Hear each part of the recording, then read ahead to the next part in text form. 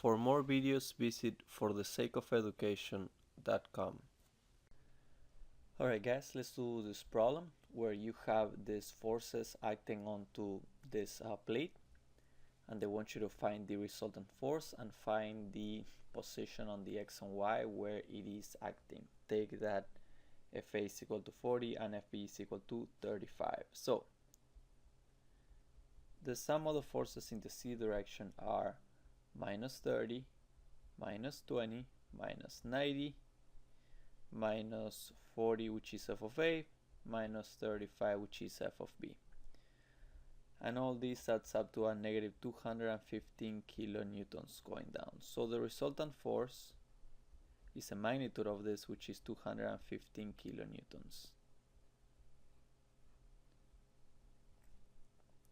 Now, assuming clockwise is positive, the moments of the x are equal to the 90-pound force times 3.75 is the distance between this 90-pound force and the x-axis,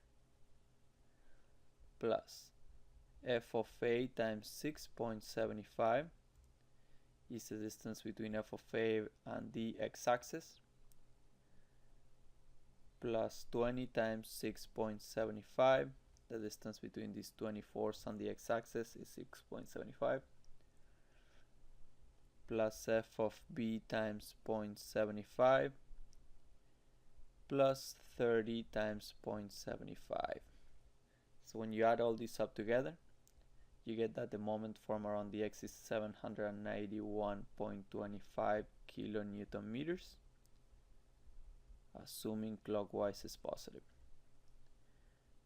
And you also know that the moment around the x is equal to the resultant force times the y coordinate. And this is only true because we assume clockwise is positive. If you assume counterclockwise is positive, this will be negative. But since we assume it's positive, this is positive, so it's fine.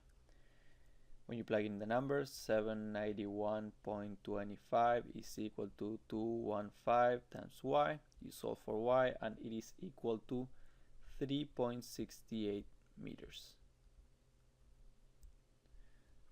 Now we're going to do the same thing for the x-coordinate, except that for the moment around the y, we got to assume that counterclockwise is positive. Otherwise, our formula doesn't work.